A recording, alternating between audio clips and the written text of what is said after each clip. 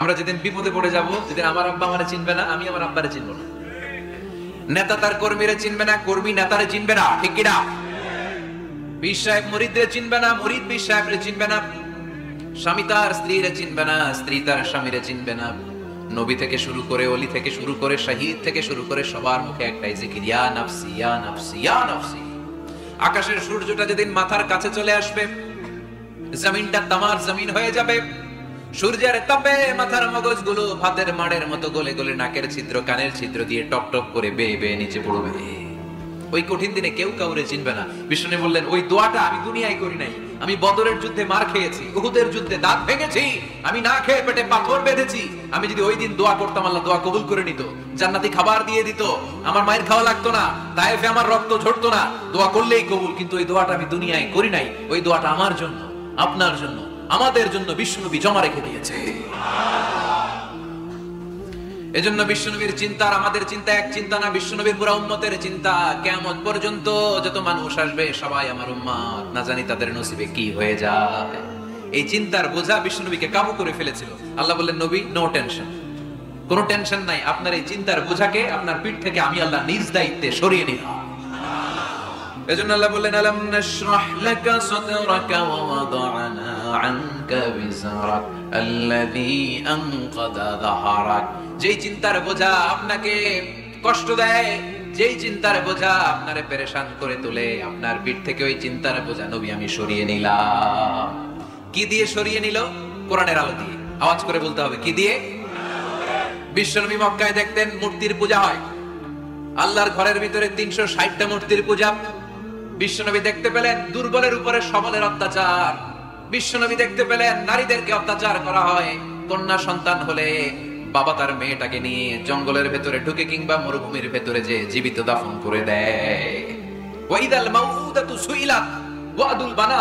বিশ্বনবী এগুলো দেখতেন চারপাশে। দেখে এই পথহারা জাতিকে কিভাবে উদ্ধার করবেন, কি দিয়ে উদ্ধার করা যায়, এই টেনশনে বিশ্বনবীর পিঠ বাঁকা হয়ে গিয়েছিল। উপমা বাঁকা হয়ে গিয়েছিল। বিশ্বনবী সব সময় পেরেশান থাকতেন। আল্লাহ বললেন, নবী টেনশনের দরকার নাই। হেরা গুহায় এমন একটা নূরের আলো দিয়ে আমি আপনারে আলোকিত করব, যার মাধ্যমে সব পেরেশানি দূর হয়ে যাবে। আলাম নাশরাহ লাকা সাদরাকা ওয়া ওয়াদা'না আনকা বিজরাক আল্লাযী আনকাযা যাহরাক। আপনাকে পেরেশান বানিয়ে দেয় এরকম সব চিন্তার বোঝা আমি আল্লাহ সরিয়ে নিলাম। সুবহানাল্লাহ।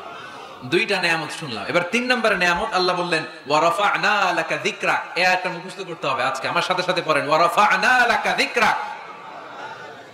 সবাই বলেন নাই, পড়েন, ওয়া রাফা'না লাকা যিকরাক ওয়া রাফা'না লাকা যিকরাক। নবী হে, আপনার সম্মানকে আমি আকাশচুম্বী করেছি। I have dignified your status high and high, the highest peak. আপনার মর্যাদা উঠাতে উঠাতে আকাশ বাতাস ছাপিয়ে, সাত আকাশ কাঁপিয়ে আরশের উপরে নিয়ে গিয়েছি। আপনার মর্যাদা আমার পরপরই, স্রষ্টার পরে পুরো সৃষ্টিকুলের উপরে বিশ্বনবীর মর্যাদা আছে না নেই? এজন্য আল্লাহ বললেন, ওয়া রাফা'না লাকা যিকরাক। ও নবী, আপনার মর্যাদা সম্মান আমি আকাশচুম্বী করেছি। আপনার সুনাম, সুখ্যাতি, মান, মর্যাদা আমি গোটা বিশ্বে ছড়াইয়া দেব। এই আয়াত যখন নাজিল হলো, কাফেররা হাসতে শুরু করলো। কাফেররা বলে, মোহাম্মদ বেটা বলে কি, ও জানে বাঁচবে কিনা ওইটাই তো সন্দেহ। আমরা যেই ষড়যন্ত্র পাকাচ্ছি, ও জানে বাঁচবে কিনা সে এটাই সন্দেহ। তার নাম গোটা বিশ্বে ছড়াবে কি করে আমরা দেখে নেব। আল্লাহ বলেন, তোরা আমার নবীর সুনাম সুখ্যাতি ছড়ানোর ব্যাপারে বাধা তৈরি করবি, তোরা আমার নবীর ব্যাপারে অপপ্রচার চালাবি, তোদের অপপ্রচারকে আমি আমার নবীর প্রচার মাধ্যম বানিয়ে দেব। তোরা করবি অপপ্রচার।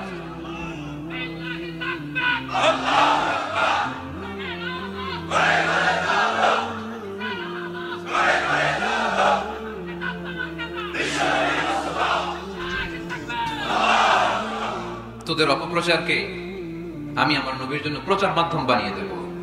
এরকম অনেক সময় হয় না যে কেউ কেউ অপপ্রচার করে কারো বিরুদ্ধে, এটা তার জন্য প্রচার হয়ে যায়। কেউ অপপ্রচার চালায়, আল্লাহর মেহেরবানিতে ওইটা তার পাবলিসিটি হয়ে যায়। তার আলাদা করে প্রচার বিভাগের টিম তৈরি করা লাগে না, তার বিরোধীরাই তার প্রচার বিভাগের কাজে নেমে পড়ে। বিশ্বনবী বললেন, আল্লাহ বললেন, তোরা আমার নবীর সুনাম সুখ্যাতিকে থামাবি, তোদের মাধ্যমে আমি বিশ্বনবীর সুনাম সুখ্যাতি গোটা বিশ্বে বুলন্দ করে দেব। আবু জাহেল ঘোষণা দিল, খবরদার, হজের মৌসুম, হাজী সাহেবরা গোটা বিশ্ব থেকে আসবে। আমার দলের কর্মীরা তোরা যেটা করবি সেটা হচ্ছে হাজীদের কাছে যে বলবি মক্কায় নতুন এক পাগল আসছে, নতুন এক জাদুকর আসছে, নাম মুহাম্মদ। নাউজুবিল্লাহ পড়বেন না? খবরদার হাজী সাহেবেরা, এই পাগলের কাছে যেও না। সব হাজীরা গোটা বিশ্ব থেকে এসে মক্কার বিনা প্রান্তরে তাঁবুর ভিতরে ঢুকেছে। আর আবু জাহেলের টিম মেম্বাররা সব তাঁবুর ভিতরে উকি মাইরা কয়, খবরদার নতুন পাগল আইছে। সবাই কয় নাম কি? কয় মুহাম্মদ। নতুন পাগল এসেছে, নাম মুহাম্মদ। নতুন জাদুকর এসেছে, তার নাম মুহাম্মদ। খবরদার তার কাছে যেও না, তার কথা শোনো না, শুনলে তোমরাও পাগল হয়ে যাবা, তোমরাও পাগল হয়ে যাবে। সে এত বড় জাদুকর, মুহাম্মদ সাল্লাল্লাহু আলাইহি ওয়াসাল্লাম এত বড় জাদুকর। তার জাদু দেখলে, তার কথা শুনলে হাজবেন্ড ওয়াইফের মধ্যে সম্পর্ক বিচ্ছিন্ন হয়ে যায়। সে এত বড় জাদুকর, তার কথা শুনলে বাবা ছেলের সম্পর্ক ছিন্ন হয়ে যায়। সে এত বড় জাদুকর, তার কথা শুনলে বন্ধু বন্ধু আলাদা হয়ে যায়। খবরদার হাজী সাহেবরা, তোমরা হজ করতে এসেছো করো, জমজমের পানি খাও আর খেজুর নিয়ে যাবা বাড়িতে, কিন্তু মুহাম্মদ সাল্লাল্লাহু আলাইহি ওয়াসাল্লামের কাছে যাওয়া যাবে না। আচ্ছা আপনারা বুঝে শুনে উত্তর দেন। এই যে লক্ষ লক্ষ হাজী মিনার তাবুতে বসা, আর আবু জাহেলের লোকটা যে বললো নতুন জাদুকরের নাম মুহাম্মদ, তার কাছে যেও না, এই লক্ষ লক্ষ হাজীরা এর আগে জীবনে মুহাম্মদ সাল্লাল্লাহু আলাইহি ওয়াসাল্লামের নাম শুনছে? তার মানে মুহাম্মদ সাল্লাল্লাহু আলাইহি ওয়াসাল্লামের নাম তাদের কানে পৌঁছে দেওয়ার দায়িত্ব আবু জাহেল নিজেই নিয়ে নিয়েছে। চিল্লায় এখন ঠিক কি না? অপপ্রচার প্রচার হয়ে গিয়েছে। আর সবাই মনে মনে ভাবে, কয় কি এত বড় জাদুকর, হজ করি আর না করি, আরে না দেখা যাওয়া যাবে না। হজ তাড়াতাড়ি কোন রকম সাইরা এই জাদুকরের কাছে আগে যাবো, দেখি কেমন জাদু দেখায়, দেখি কত বড় ম্যাজিশিয়ান, দেখি তো কত বড় পাগলের। কারণ আল ইনসানু হারিসুন আলা মা মুনিআ, মানুষকে যেটা নিষেধ করা হয় বেশি মানুষ এটা করতে চায়। যদি বলি ওদিকে যাবি না, ওর বাপের কিরা ওদিকে যাবে, ঠিক কি না? এটা আমাদের স্বভাব, আমাদের খাসলা, আমাদের বৈশিষ্ট্য। যেটা আমাদেরকে নিষেধ করা হয় বেশি ওটা করতে মন চায়। সব হাজিরা মনে মনে ভাবলো আমরা যাবো যাবো, তোরা যতই বলিস না কেন যাবো যাবো, হজের পরে অবশ্যই যাব। দেখা গেল হজের পরে বিশ্বনবী মুহাম্মদুর রাসূলুল্লাহ সাল্লাল্লাহু আলাইহি ওয়াসাল্লামের বাড়ির সামনে বিশাল বড় গ্যাদারিং শুরু হয়েছে। সবাই লাইন ধরে দেখা করতে গেছে। দেখা করতে যে বিশ্বনবীর চেহারা দেখে প্রথম নজরই সব পাগল। যাদের যে সুন্দর তুমি নবী আমার কামলিওয়ালা, যাদের যে সুন্দর তুমি নবী আমার কামলিওয়ালা, দুজা তুমি প্যারা নবী সাল্লে আলা, দুজাহানের বাদশাহ তুমি প্যারা নবী সাল্লে আলা, যাদের যে সুন্দর তুমি নবী আমার কামলিওয়ালা। সুবহানাল্লাহ পড়েন। এত সুন্দর চেহারা, বিষ্ণু ঈসা ইসলামের চেহারার মতো এরকম চেহারার মানুষ পৃথিবীতে আছে? দ্বিতীয়টা, অনেকে বলে সাইয়েদনা ইউসুফ আলাইহিস সালামের চেহারা নাকি বেশি সুন্দর। সুন্দর ঠিক, কিন্তু আমার নবীর চাইতে বেশি নয়। বিষ্ণু নবী বলতেন আনা মালিহুন ওয়া আখি ইউসুফ সাবিহুন, আমার ভাই ইউসুফ হচ্ছে সাবিহ, সাবিহ মানে সাদা সুন্দর ধবধবে, আর আমি হচ্ছে মালিহ, মালিহ মানে এসেছে মিলহুন থেকে, মিলহুন মানে লবণ, মানে লাবণ্যময় সুন্দর। আমার ভাই ইউসুফ নবী সাদা সুন্দর, আমি লাবণ্যময় সুন্দর, কোনটার দাম বেশি? লাবণ্যময় সুন্দরের দাম বেশি। সাইয়েদনা ইউসুফ আলাইহিস সালামের চেহারা দেখে মিশরের মেয়েরা লেবু কাটতে যে বা কমলা কাটতে যে, আনার কাটতে যে, কমলা কাটতে যে আঙ্গুল কেটে ফেলেছিল। কোরআন তার সাক্ষী। ওয়া কাত্তা'না আইদিয়াহুম। আম্মা জান আয়েশা রাদিয়াল্লাহু তাআলা আনহা যখন এই ঘটনা শুনেছেন, তিনি মিশরের মেয়েদেরকে ডাক দিয়ে বলেছেন, ও মিশরের মেয়েরা, তোমরা ইউসুফ নবীর সৌন্দর্য দেখে লেবু কাটতে যে আঙ্গুল কেটেছো, আমার স্বামী প্যারা নবী মুহাম্মদ রাসূলুল্লাহর চেহারা যদি তোমরা দেখতা, তাহলে লেবু কাটতে যে আঙ্গুল নয়, কলিজাটা কেটে টুকরা টুকরা করে দিতা। আবার আম্মা জান আয়েশা বলতো, লাকুম শামসুন ওয়া লানা শামসুন, তোমাদের জন্য একটা সূর্য আছে, কিন্তু আমি আয়েশার জন্য আলাদা একটা সূর্য আছে। তোমাদের সূর্যটা প্রতিদিন সকালবেলা পূর্ব আকাশে উদিত হয়ে গোটা দুনিয়াটারে আলোকিত করে দেয়, আর আমার সূর্যটার নাম হলো মুহাম্মদ সাল্লাল্লাহু আলাইহি ওয়াসাল্লাম। মসজিদে নববীতে এশার নামাজের পরে আমার সূর্যটা আমার ঘরে উদিত হয়। তোমাদের সূর্য সকালবেলা পূর্ব আকাশে উঠে গোটা দুনিয়াটারে আলোকিত করে, আমার সূর্য মুহাম্মদ এশার নামাজের পরে আমার ঘরের ভেতরে যখন উকি দেয়, আমার পুরো ঘরটারে আলোকিত করে দেয় কে? এত সুন্দর চেহারা ছিল, ওনার চেহারার নূর দিয়ে হারানো সুই খুঁজে পেয়েছে বিশ্বনবীর স্ত্রীরা। চিল্লায় কোন আল্লাহু আকবার। বিশ্বনবীর চেহারা সৌন্দর্যের সাথে কারো সৌন্দর্যের কোনো মিল হবে? No comparison with our beloved prophet Muhammad সাল্লাল্লাহু আলাইহি ওয়াসাল্লাম। Whether it's the fitness, whether it's the appearance, whether it's the status, no comparison with our prophet. এটা ফিটনেসের দিক থেকে হোক, এটা চেহারার সৌন্দর্যের দিক থেকে হোক, এটা কণ্ঠস্বরের ঝংকারের দিক থেকে হোক, সম্মান আর মর্যাদার দিক থেকে হোক, আমার নবীর সম্মানের ধারে কাছেও সম্মান পৃথিবীর কারো হতে পারে না। চিল্লায় বলেন ঠিক কিনা? এজন্য আল্লাহ বললেন ওয়া রাফা'না লাকা যিকরাক, নবী আপনার সম্মান বাড়াতে বাড়াতে আমি আকাশচুম্বী করেছি। লোকজন সব যে বিশ্বনবীর দরবারে লাইন ধরেছে, হাজিরা সব বিশ্বনবীর কাছে, যে চেহারা দেখেই কুপকাত, বাকি জিনিস তো পরে। অনেকে আছে না, চেহারা দেখলেই মানুষ পাগল হয়ে যায়, আছে না নাই? চেহারা দেখেই পাগল, চেহারা দেখেই পাগল। তারপর তারা মিলাতে লাগলো।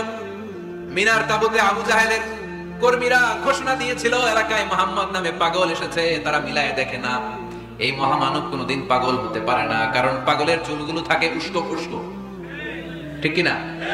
আমার নবী সাল্লাল্লাহু আলাইহি ওয়াসাল্লামের চুল উস্কো খুস্কো ছিল? কত সুন্দর চুল আঁচড়ে রাখতেন, জাইতুনের তেল দিতেন, আতর ঢেলে মাথার শীতের মধ্যে ঢেলে দিতেন, কপাল বেয়ে বেয়ে পড়তো, আর যেখানে সেজদা দিতেন সেজদার জায়গায় আতরের ঘ্রাণে আমোদ হয়ে যেত। হাতের তালুতে পারফিউম মাখতেন, আর মানুষের সাথে মুসাফা করলে যার সাথে মুসাফা তার হাতের সাথে নবীর ব্যবহৃত পারফিউমের ঘ্রাণ ছুটে যেত। এত পরিচ্ছন্ন ছিলেন তারা। বিশ্বনবীর চেহারার সাথে আবু জাহেলের বক্তব্যের মিল খুঁজে পায় না। তারা বলে না, এই লোক কখনো পাগল হতে পারে না। পাগলের চুল থাকে উস্কো খুস্কো, জামা থাকে ছিঁড়া ফাড়া, গায়ের মধ্যে থাকে ময়লা। পাগল কখনো দাঁত মাজে না। কিন্তু বিশ্বনবীর মুচকি হাসির ফাঁক দিয়ে দাঁতের দিকে তাকালে মানুষগুলো সব পাগল হয়ে যায়। স্মাইল দিতেন বিশ্বনবী, স্মাইল, মুচকি হাসি, তাবাসসুম।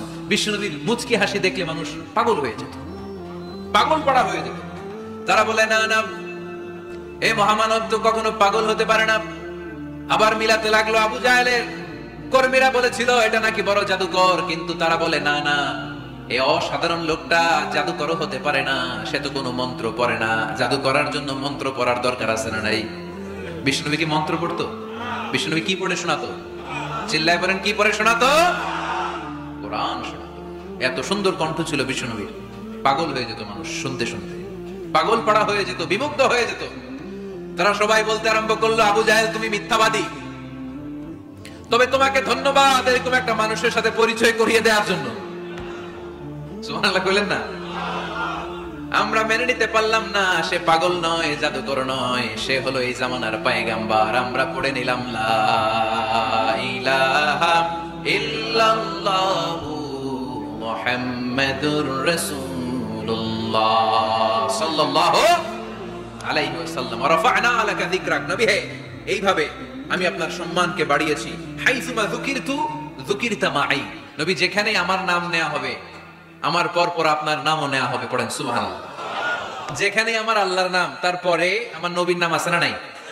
কালিমার ভেতরে লা ইলাহা ইল্লাল্লাহ আমার আল্লাহর নাম শোভা পায়, তারপরে মুহাম্মাদুর রাসূলুল্লাহ দ্বিতীয় বাক্যে আমার নবীর সুন্দর নামটা আছে না নাই?